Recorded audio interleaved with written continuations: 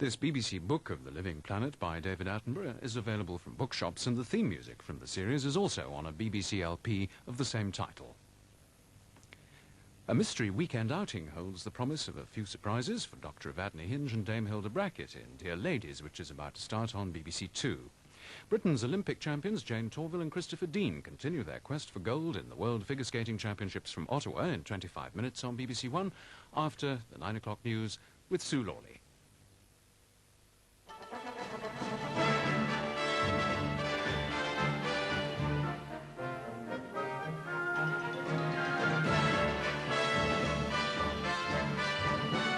The Battle of the Budget. Mrs. Thatcher plays patience and Common Market ministers try again.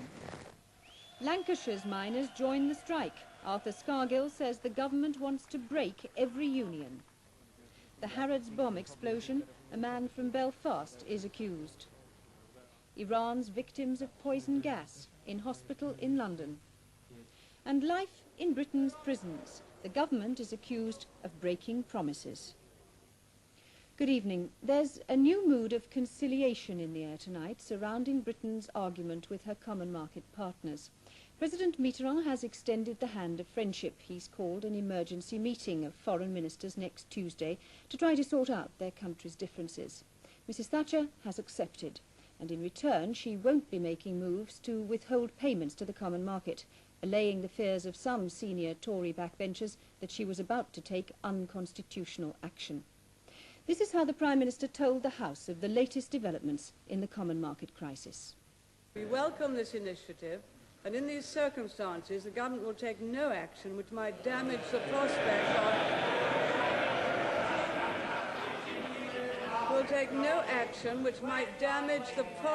of decisive progress next week. Our objectives in these negotiations will be to obtain an agreement which meets the requirements I've outlined to the House. In the meantime, Mr. Speaker, we shall not ask the House to consider a supplementary estimate for an advance payment to the Commission. That means the government won't agree yet to the £100 million demand to help the common market's cash problem unless there's significant progress in Brussels. The Cabinet was assured today it had legal authority to do that. But there was a marked change in Mrs. Thatcher's mood in the Commons compared with yesterday, when, as Labour's leader Neil Kinnock reminded her, she'd said we couldn't go on as if nothing had happened. Today, she was more restrained. President Mitterrand's invitation arrived at Downing Street before the Cabinet meeting started, and that persuaded ministers to be more conciliatory. But another important factor was the strong feeling among a majority of Conservative MPs against illegal withholding of common market payments. Apparently, Mrs. Thatcher and her ministers didn't consider this question today, hoping that the blocked £457 million British rebate would be released soon. Dr. David Owen, the Social Democrats leader, pressed Mrs. Thatcher at question time not to use withholding payments as a lever in the negotiations. Mrs. Thatcher told MPs she was not prepared to give a legal opinion on something which hadn't yet arisen. Some ministers believe a lot will depend next Tuesday on the Germans' attitude, and that several meetings will be needed. And one Conservative expert predicted tonight that a touch of genius was needed to achieve a solution. The miners in Lancashire are to be instructed to join the strike, despite the fact that they voted by almost 6-4 against a strike. Local union representatives today decided to call them out from Monday, but also to press for a national ballot. The Coal Board described the strike call as an abdication of democracy. In Nottinghamshire, there were more heavy picketings today, but the Coal Board said that across the country, 3 more pits than yesterday were at work.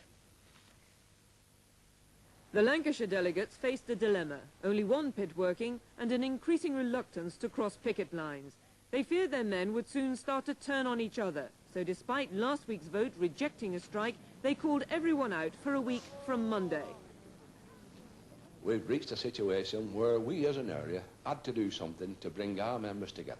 But you're saying that you think your men voted the wrong way, and now you, their delegates, are going to take the decision back out of their hands. I never said our men voted the wrong way. When you have a democratic ballot, it's up to the individual member. What we've done this morning, we hope to get a national ballot, and then that will regularise the position right across the country. But at the 1 pit left working, confusion still reigns. A mass meeting voted to continue production. But the pickets were promised the pit would be closed. What will happen on Monday, no one seems certain. And if there's no national ballot, what happens then? No one tonight seemed able to say. In Nottinghamshire, the working miner still braves the pickets' abuse. Each shift discusses the uncomfortable pressure. Some men, converted by the pickets, earn their cheers. But production is continuing, say the Coal Board, despite the growing picket numbers. At some pits, the police have introduced new control techniques, isolating the colliery area so that pickets cannot reach miners clocking on. A police roadblock half a mile away stops and inspects all vehicles, and all potential pickets are turned back. There have been a number of arrests. 2 when police used a crowbar on the windscreen of a picket's car. But the coalfields' strike policy remains ambiguous. They have a mandate by virtue of a majority of about 20,000 that they want to go to work. That is their fundamental right, and equally it is a fundamental right to respect picket lines. The flying pickets don't recognise the Nottinghamshire miners' dilemma, and they threaten an even heavier picketing effort at selected pits on the coalfield overnight. Britain's open cast miners have thrown their weight behind the NUM. The mines produce about 1/10 of the NCB's total output, and they're highly profitable. The coals dug by private firms contracted to the Coal Board. That's why the workers are in the Transport and General Workers Union.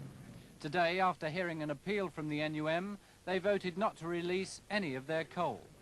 Well, their fight is our fight. They are fighting for jobs, and they're also fighting to prevent imports of energy.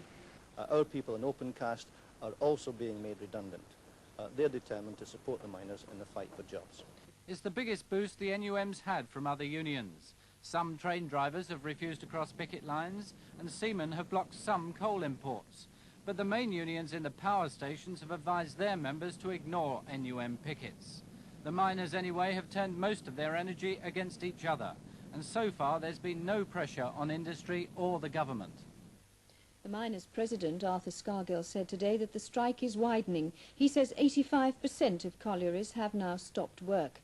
But Mr. Scargill said there was naked intervention by the government in the dispute. The police were operating as a paramilitary force, and he said the government seemed determined to smash not only the miners, but every trade union. The Home Office Minister Douglas Hurd said officers drafted into the Nottinghamshire area had been issued with equipment including riot shields under what he called standard arrangements. County councillors from Nottinghamshire met ministers to try to get help with the extra cost of policing. They estimate £3 million has been spent so far, and that will rise to £5 million by the end of the month. The huge cost of the police operation, of which Nottingham must bear half, has been a shock at the end of the financial year. Already facing a penalty for overspending generally, the delegation was asking that their share of the police bill is given special treatment and not included in their normal budget. The government have so far accepted that in the exceptional circumstances that Nottingham is facing, it would probably be wrong for us to have to pay penalties. But the government haven't yet made up its mind whether they will exempt us from penalties on the whole of the money or only a part of it. Having got this concession, the councillors went on to the Home Office to seek an exceptional cash grant. But this time they were told no.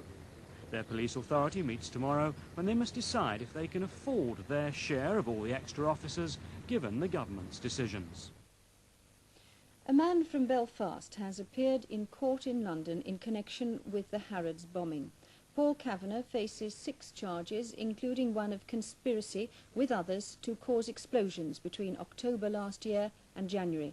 The car bomb explosion outside Harrods just before Christmas killed 6 people and injured nearly 100.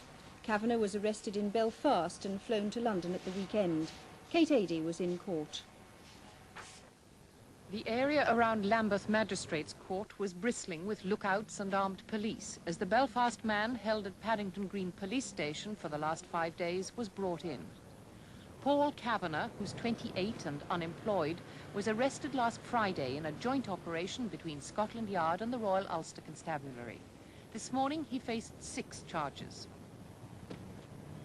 One charge is that he conspired with others between October last year and January this year to cause explosions.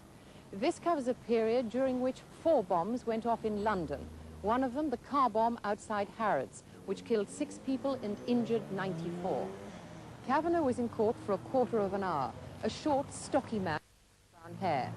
In court with him was another Belfast man, Thomas Quigley, who's already facing charges involving murder, attempted murder and causing explosions. They're both jointly charged that they were involved 3 years ago in 5 bomb attacks in London. This was the IRA bombing campaign in the autumn of 1981, in which 2 people were killed in an explosion at Chelsea Barracks. Sir Stuart Pringle, Commandant General of the Royal Marines, was attacked. Bomb disposal expert Kenneth Howarth died while dealing with a bomb in a Wimpy bar in Oxford Street. A bomb was defused in Debenhams department store, also in Oxford Street, and the home of the Attorney General, Sir Michael Havers, was damaged by a bomb. Explosives discovered in Annesley Forest in Nottinghamshire also figure in charges against Kavanagh, along with a find of several firearms.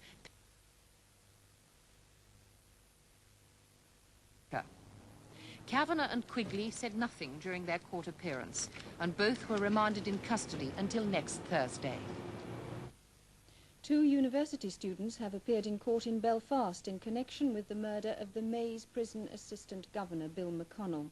James McAleenan, a 24-year-old political science graduate, was charged with the murder, and Sean Hayes, a computer science student, was charged with possessing firearms with intent and withholding information. Both deny the allegations.